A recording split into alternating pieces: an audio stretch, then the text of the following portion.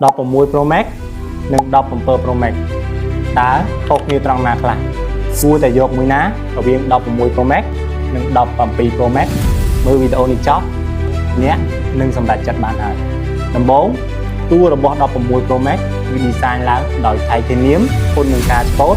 ប៉ុន្តែมันអាចបន្ថយកម្ដៅបានលឿនចំណែក17 Pro Max នេះគឺ design ឡើងបែប unique body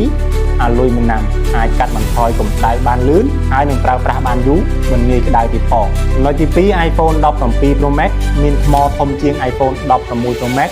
ថែមទាំងសាកថ្មបានលឿនជាង16 Pro Max ទៀតផងអេក្រង់17 Pro Max នេះគឺអាចជះពន្លឺរហូតដល់ 3000 nit ចំណែក16 Pro Max នេះជះពន្លឺបានខ្ពស់បំផុតត្រឹមតែ 2000 nit ប៉ុណ្ណោះចំណុចត្រង់នេះបើសិនជាយើងមិនប្រើហាតថ្ងៃក្ដៅចាស់គឺយើងមិនអាចវិភាគដឹងទេថាអេក្រង់មួយណាភ្លឺជាងមួយណាចំណុចទី3នោះគឺ chip A18 Pro និង A19 Pro A19 Pro នេះគេ design ឲ្យខ្លាំងជាងមុនហើយត្រជាក់ជាងមុនផងដែរប៉ុន្តែប៉ុណ្ណោះទេ chip engine សម្រាប់ដោតលើ AI ក៏ខ្លាំងជាង16 Pro Max ផងដែរចំណុចទី4នោះគឺកាមេរ៉ាទាំងកាមេរ៉ាមុខទាំងកាមេរ៉ាក្រោយកាមេរ៉ាក្រោយរបស់17 Pro Max នេះគឺបានអាប់ដេតទៅជា48 megapixel ទាំងអស់ចំណែកកាមេរ៉ាមុខក៏បានអាប់ដេតពី12 megapixel ឡើងទៅ18 megapixel ដូចគ្នាហើយមាន sensor រូបភាពនិងវីដេអូជាលក្ខណៈ4ជ្រុងធ្វើឲ្យថតរូបនិងថតវីដេអូបានល្អជាងមុនហើយពេលដែលថតវីដេអូក៏ធ្វើការ stabilize ទប់លំនឹងមិនឲ្យវីដេអូញាស់បានល្អជាងមុនផងដែរបើយើងមាន1000ស្ដើង16 Pro Max នេះគឺជាជម្រើសដែលល្អបំផុតនាពេលនេះប៉ុន្តែបើមាន1000ក្រាស់យក17 Pro Max ទៅក៏មិនខុសដែរហើយអ្នកដែលកំពុងមើលជួយ comment អ្នកមួយផងមកថាគួរតែយក16 Pro Max ឬក៏យក17 Pro Max comment អ្នកមួយផងចង់បានទូរស័ព្ទដៃល្អៗក៏កុំភ្លេចខាងលូទូរស័ព្ទដៃនេះយើងដែលមានទីតាំងស្ថិតជាប់នឹងទូរស្ពានអាកាស7មករាចុះលើស្ពានមកនៅខាងស្ដាំដៃលើកផ្លាកថានេះយើងគេវាយតជួបជាមួយខ្ញុំបាទវីដេអូក្រោយទៀតអរគុណច្រើនជម្រាបលា